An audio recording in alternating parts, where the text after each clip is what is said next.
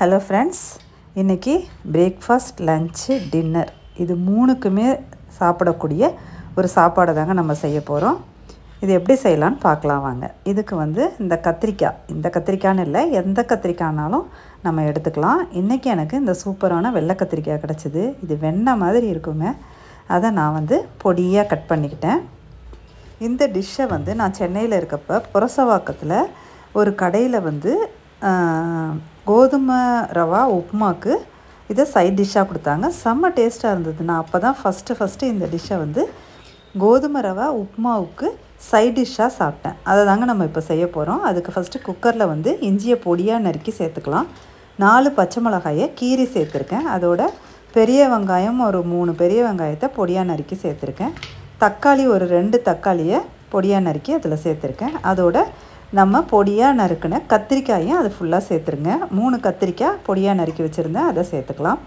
இப்போ ஒரு 4 ஸ்பூன் அளவுக்கு துவரம்பருப்புங்க. அதை நல்லா கழுவி அந்த குக்கரில் சேர்த்துடலாம். இப்போ மஞ்சத்தூள் ஒரு 1/2 ஸ்பூன் சேர்த்துங்க. அப்புறம் பெருங்காயம், இது முழுசாக போட்டால் அப்படியே அங்கங்கே ஒட்டிக்குதுங்க, அதனால தான் கிள்ளி போட்டேன். அப்புறம் ஒரு 1/2 ஸ்பூன் அளவுக்கு மிளகாத்தூள், ஒரு 1/2 ஸ்பூன் மல்லித்தூள், தேவையான அளவு சால்ட், இதெல்லாம் சேர்த்துட்டு நல்லா அது மூழ்கிற அளவுக்கு தண்ணி ஊற்றிங்க. இதை நல்லா கலந்து விட்டுருங்க. இப்போ நம்ம குக்கரை மூடி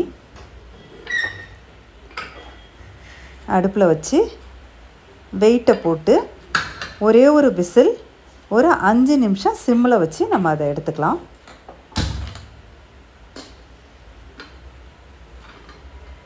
இப்படி குக்கர் மூடியை சுற்றி விடுறது எனக்கு ரொம்ப பிடிக்குங்க.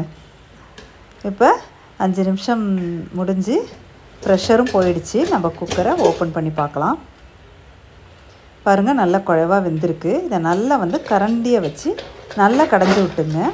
சும்மா லைட்டாக கடைஞ்சாலே இது நல்லா நைஸ் ஆகிடுங்க. இதுக்கு மத்தால கடையணும் அப்படின்னு அவசியம் இல்லை. சும்மா கரண்டியாலே நீங்கள் கடைஞ்சி விட்டுக்கலாம். அதுக்கப்புறம் இதுக்கு ஒரு தாளிப்பு கொடுத்துடலாம். அதுக்கு ஒரு எண்ணெய் சட்டியை வச்சு எண்ணெயை ஊற்றி கடுகும் ஜீரகத்தையும் சேர்த்துருக்கேன். இது வெடிக்கிறப்ப வெளியில எல்லாம் தெரிக்கும் இல்லையா, அதுக்காக ஒரு மூடியை போட்டுருவோம். நல்லா வெடித்தோன்னே கருவேப்பிலையை சேர்த்து அதுவும் வெளியில் தெரிக்குங்க, அதனால் அதுக்கும் நான் மூடியை போட்டுருவேன். இப்போ இந்த குக்கரில் நல்லா கத்திரிக்காய் பருப்பு எல்லாம் கடைஞ்சி வச்சுருக்கோம் இல்லையா, அதில் இந்த தாளிப்பை சேர்த்துடலாம்.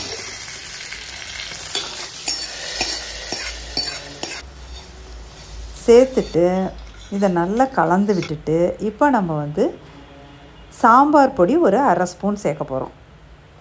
இதை சேர்த்துட்டு இப்போ நம்ம அந்த சாம்பார் பொடி வாசம் வரணும் இல்லையா, அதுக்கு ஒரு 2 நிமிஷம் அடுப்பில் வச்சு நல்லா கொதிக்க விட்டுங்க. கொதிக்க விட்டுட்டு அதுக்கப்புறம் அதை ஒரு பாத்திரத்தில் நம்ம மாற்றிக்கலாம். ஏன்னா குக்கர் அடுத்த டிஷ்ஷு செய்கிறதுக்கு வேணும்.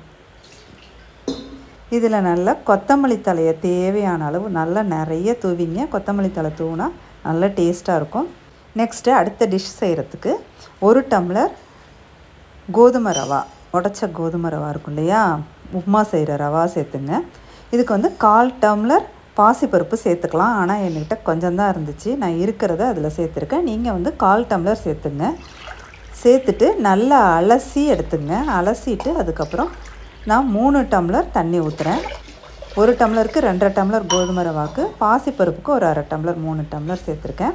அப்புறம் 3 பச்சை மிளகாய் சேர்த்துருக்கேன். இஞ்சி பொடியாக நறுக்குனது சேர்த்துருக்கேன். சால்ட் தேவையான அளவு சேர்த்துங்க. சேர்த்துட்டு குக்கரை மூடி விசிலை போட்டு அடுப்பில் வச்சு ஒரு விசில், இதுவும் ஒரு 5 நிமிஷம் சிம்மில் வைக்கலாம். 3லேருந்து 5 நிமிஷம் வச்சுங்க. வச்சுட்டு ப்ரெஷர் போனோன்னா ஓப்பன் பண்ணி பார்க்கலாம். பாருங்கள், எவ்வளோ சூப்பராக குழைவாக வெந்திருக்கு. இதை அப்படியே கலந்து விட்டு இதுக்கு ஒரு தாளிப்பு கொடுத்துடலாம். இது கோதுமை ரவா பொங்கலுங்க.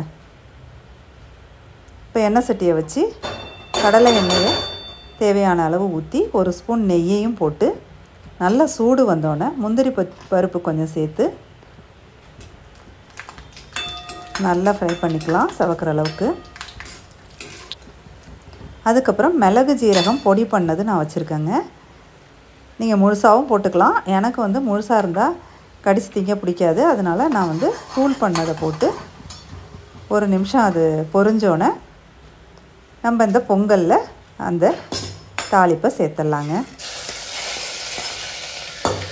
எண்ணெய் சட்டியில் கொஞ்சம் நெய்யெல்லாம் இருக்குது. அதனால் இந்த பொங்கலை கொஞ்சம் எடுத்து அப்படியே பரட்டி அதையும் நம்ம குக்கரில் சேர்த்துடலாம். சூப்பரான கோதுமை ரவா பொங்கல் ரெடி ஆயிடுச்சுங்க. நம்ம அரிசியில் பொங்கல் செஞ்சு சாப்பிட்றத கூட அன்ஹெல்த்தி தான். இது வந்து நல்ல ஹெல்த்தி. கோதுமை ரவாவில் செஞ்சு சாப்பிட்றது எனக்கு வந்து உப்புமா பொலன்னு இருக்கிறதால அவ்வளோவா பிடிக்காது. இந்த பொங்கல் தான் எனக்கு ரொம்ப பிடிக்கும். அதனால தாங்க இன்றைக்கி கோதுமை ரவா பொங்கல் செஞ்சுருக்கேன். இப்போ நம்ம இதை ஒரு பிளேட்டில் பொங்கலை எடுத்துக்கலாம். இது வந்து சூடாக சாப்பிட்ணுன்றதால இன்னும் தளர்வாக தான் இருக்குது. கொஞ்ச நாளே ஆற விட்டு இந்த மாதிரி கப்பில் போட்டு வச்சிங்கன்னா அப்படியே ஷேப்பாக அழகாக வரும். எனக்கு அவசரம் சூடாக சாப்பிட்ணும். அதனால நான் அவசரமாக பிளேட்டில் எடுத்துட்டேன். பாருங்கள், இந்த மாதிரி கத்திரிக்காய் கொத்து அதில் ஊற்றி அப்படியே எடுத்து சாப்பிட்டோன்னு வச்சுங்க, செம்ம டேஸ்ட்டுங்க.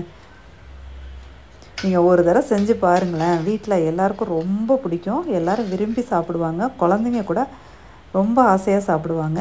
நீங்கள் கட்டாயம் இதை ட்ரை பண்ணி பார்த்துட்டு எப்படி இருந்ததுன்னு சொல்லுங்கள். இந்த வீடியோ உங்களுக்கு பிடிச்சிருந்துன்னா லைக் பண்ணி, ஷேர் பண்ணி, கமெண்ட் பண்ணி, சப்ஸ்கிரைப் பண்ணி பெல் ஐக்கானை மறக்காமல் கிளிக் பண்ணிவிடுங்க. Thank you friends.